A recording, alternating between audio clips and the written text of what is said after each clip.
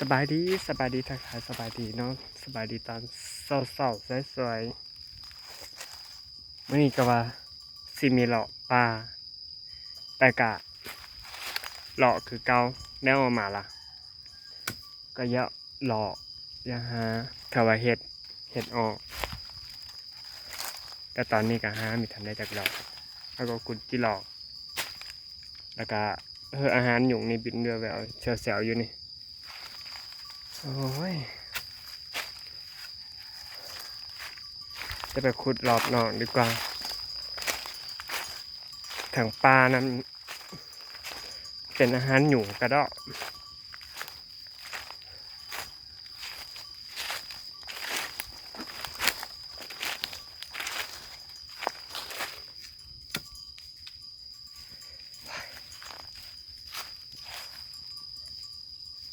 เรื่องอ๋อท่านี้ปลามันนาหยุงมันลายเห็ดเอ้ยออกให้กันแน่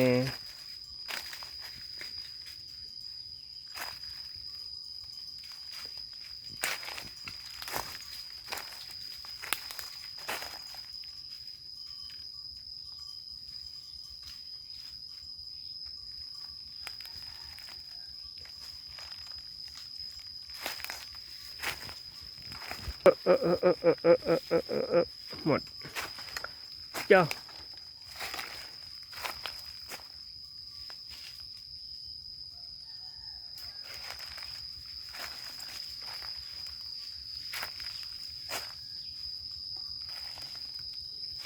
แต่ไปหาขุดแต่แปลนๆดีกว่าเนาะ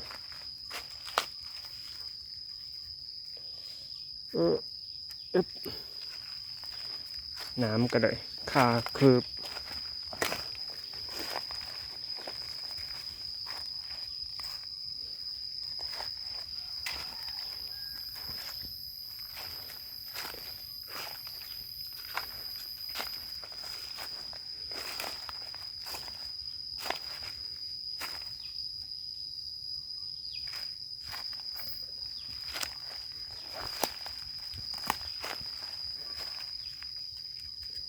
เป็นตาอ้อคามิอ้อได้แค่นี้เนาะ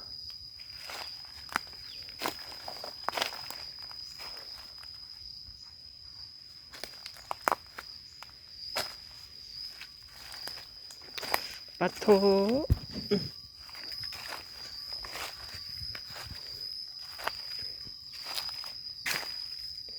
พี่ดำมากินมือกันดอกแดงปาดๆอยู่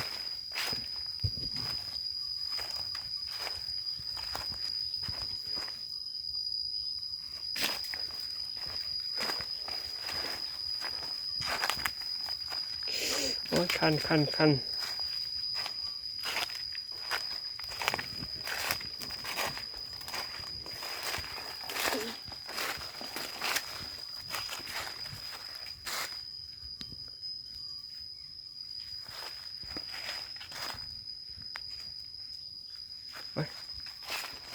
ออกดีกว่าออกดีกว่า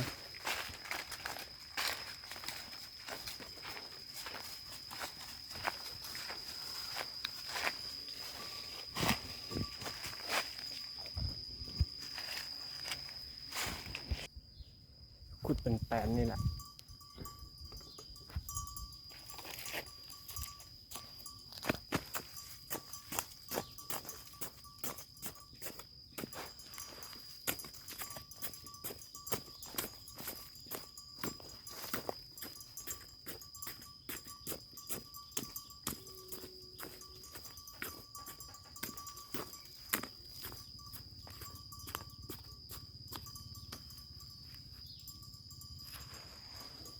ถ้าฉันขุดตามแปลนนะโตมันสิน้อยอันนี้นะ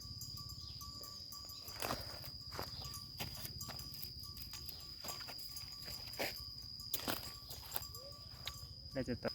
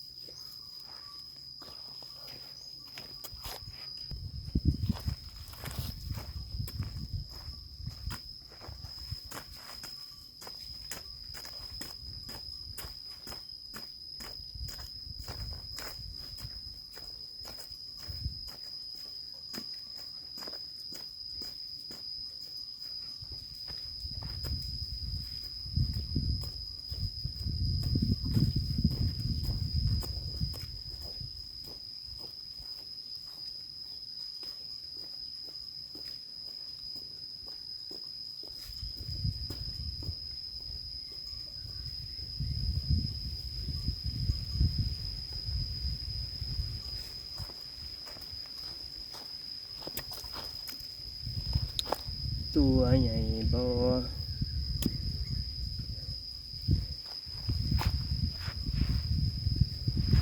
กำลังแสบแต่ซ้ำนี่นะมัน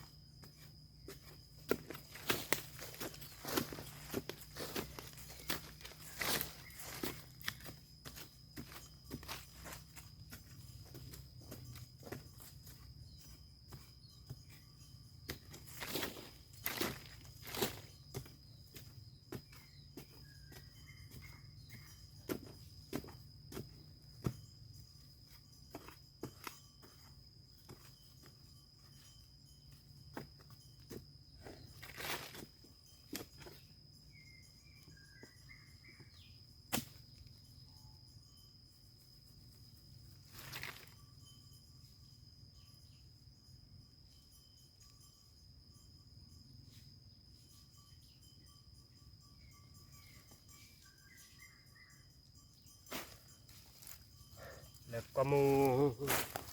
ตัวใหญ่กว่าหมู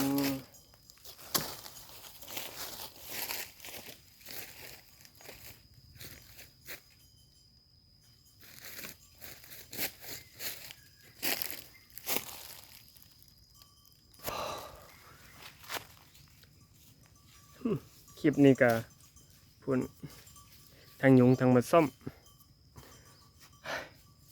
เดี๋ยวคลิปนี้ก็ขอฝากไว้เท่านี้ก่อนนะจ๊ะเดี๋ยวไปกันเดี๋ยวพ่อเฮ็ด เดี๋ยวสิทายครับผมนะจ๊ะอันนี้แห้งแรงเลยเหรอมีได้วีแววของเฮ็ดเลยโอ้ได้แต่เหมือนส้มนี่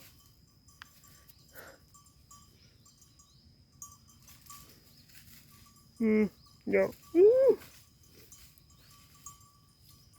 สบายใจได้ไปจัดการเหมือนส้มก่อน